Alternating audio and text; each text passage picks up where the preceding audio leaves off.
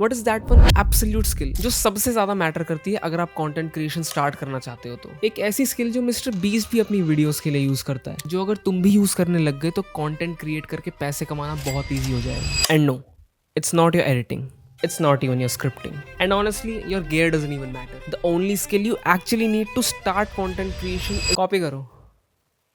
yes, copy first, create later। लेकिन एक चोर की तरह नहीं, एक आर्टिस्ट की तरह। बताता हूँ कैसे। अब एक बार मिस्टर बीस्ट का ये वाला थंबनेल देखो जो इस थंबनेल से कॉपीड है। बट सिर्फ यही नहीं, बड़े बड़े यूट्यूबर्स जैसे KSI, एयर रैक, ये सारे क्रिएटर्स भी एक दूसरे का थंबनेल कॉपी करते ही रहते हैं। या चलो एक बार कंटेंट छोड़ो, किसी और फील्ड में देखते हैं। यूएस में पेपैल था एंड फिर इंडिया में पेटीएम आया। यूएस में उबर था, फिर इंडिया में ओला आया। यूएस में Amazon था, फिर इंडिया में फ्लिपकार्ट आया। यूएस में एयरबीएनबी था, फिर इंडिया में ओयो रूम्स आए। Everything is a copy of something. फर्क बस इतना है कि चोर सिर्फ कॉपी करते हैं एंड आर्टिस्ट उसके अंदर खुद का फ्लेवर ऐड करते हैं, एंड वही चीज ओरिजिनलिटी बन जाती है। ये सेम चीज इस book steel like an artist के अंदर डिटेल में बताई गई है। तो अब इस चीज को कंटेंट में कैसे यूज करें? किसी का कंटेंट देखा और पूरा का पूरा छाप दिया? बिल्कुल नहीं। कॉपी करने का भी एक तरीका होता है जिसको मैं आगे step by step break down करने वाला हूँ, जिसके बाद आपको कंटेंट क्रिएशन स्टार्ट करने में या फिर आइडियाज ढूंढने में बिल्कुल प्रॉब्लम नहीं आने वाली। अब कॉपी भी दो तरीके के होते हैं, अ good copy and a bad copy. Bad copy का मतलब किसी क्रिएटर की आवाज, उसकी टोन, उसके जोक्स को वर्ड टू वर्ड कॉपी करना, उनकी स्क्रिप्ट को लिटरली फोटो कॉपी करके बोल देना। Forget building your own audience, अगर ऐसा करोगे तो कोई आपको देखेगा भी नहीं। बट वहीं पे गुड कॉपी का मतलब है फ्रेमवर्क स्टील करना, मतलब ऑब्जर्व करना कि एक क्रिएटर अपना हुक कैसे दे रहा है, उसके वीडियो आइडियाज किसके अराउंड है, उनके स्टोरी टेलिंग का पैटर्न क्या है, या फिर उनके वीडियोस के अंदर टेक्स्ट या ट्रांजिशंस कैसे हैं। फिर उन चीजों को आप अपने कंटेंट के अंदर अप्लाई करते हो, जैसा सारे बड़े क्रिएटर्स करते हैं। एग्जांपल के लिए आप इस वीडियो को देखो। This effect is called the match cut, and here's how to do it. All you need is 2 or more shots where the subject stays in the same spot but a different location. देख लिया? अब एक बार ये भी देख लो। Wait, look at this. This is called a match cut. Here's how you do it. कुछ समझ आया? दोनों ने ही सेम टॉपिक पर सेम चीज एक्सप्लेन करी हुई है, लेकिन अपने स्टाइल में, अपनी टोन में, खुद के अलग विजुअल्स दिखा के, एंड दोनों ही वीडियो पर अच्छे खासे व्यूज हैं। अब आप कहोगे ठीक है, लेकिन सेम चीज पर सारे ही लोग वीडियोस बनाने लग गए तो सब सैचुरेट नहीं हो जाएगा? तो एक बार आप ये भी देख लो। Here's an easy trick. To spice up your match cut transitions. You'll need 2 clips with the same general motion. They don't have to be perfectly exact, but the closer the better.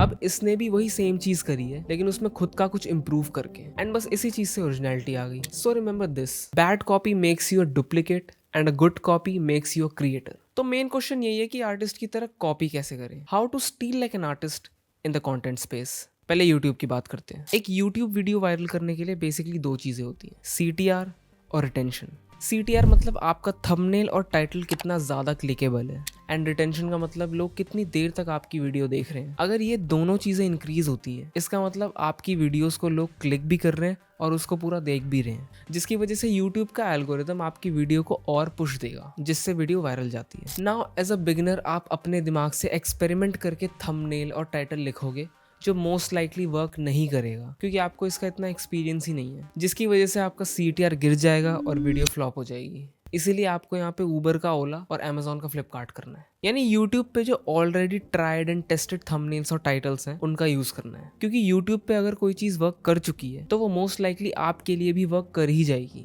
तो first step होता है अपना नीश decide करो, कुछ ऐसा जिसकी आपको already knowledge है एंड जिस चीज में आपको जेन्युइनली इंटरेस्ट आता है, क्योंकि तभी आप उस पर कंसिस्टेंटली कंटेंट बना पाओगे खुद का इनपुट देकर। अब उस नीश के जितने भी बड़े बड़े यूट्यूबर्स हैं उनकी मोस्ट पॉपुलर वीडियोस को देखो, उनके टाइटल्स, आइडियाज, थंबनेल्स देखो, एंड उन आइडियाज से रिलेटेड ही अपना कुछ बनाओ, सेम टाइटल और थंबनेल के साथ, बस थोड़े बहुत चेंजेस करके। यहाँ पे थंबनेल तो जरूरी भी नहीं है कि आप सेम नीश वाले यूट्यूबर से ही उठाओ, कोई डिफरेंट नीश का थंबनेल जो ऑलरेडी वहां पे वर्क कर चुका है आप उसको भी यूज कर सकते हो अपनी वीडियोस के लिए। फॉर एग्जाम्पल आप इन दोनों थंबनेल्स को देखो, दोनों के नीश और वीडियो टॉपिक्स बिल्कुल डिफरेंट है, लेकिन इनमें से एक थंबनेल ऑलरेडी वर्क कर रहा था तो दूसरे ने भी उससे इंस्पिरेशन लेके अपना थंबनेल बना दिया अपने कंटेंट के अकॉर्डिंग। और थंबनेल तो छोड़ो, आप सिमिलर वीडियोस भी बना सकते हो, but in your own style and content. For example इस टाइप की वीडियोस तो आपने कभी ना कभी देखी होंगी, if you are in your 20s you should watch this, if you are 25 you must listen to this. इस टाइप की वीडियोस बहुत सारे लोग बना चुके हैं एंड अभी भी बना रहे हैं, क्योंकि इस टाइप का title and video idea work करता ही रहता है। लेकिन ये सारी वीडियोस एक दूसरे से बिल्कुल डिफरेंट है, क्योंकि अंदर का कंटेंट ओरिजिनल है। अब मान लो आपका नीश है horror videos and story telling का।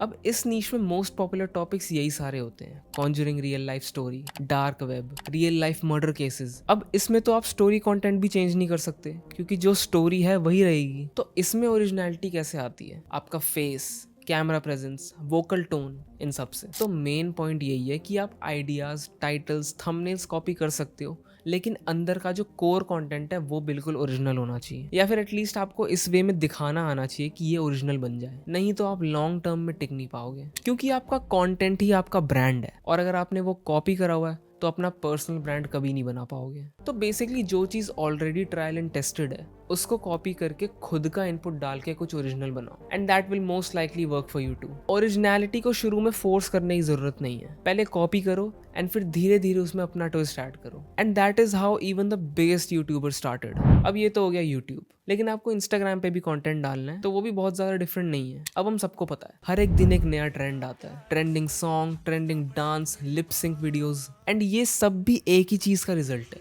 कॉपिंग।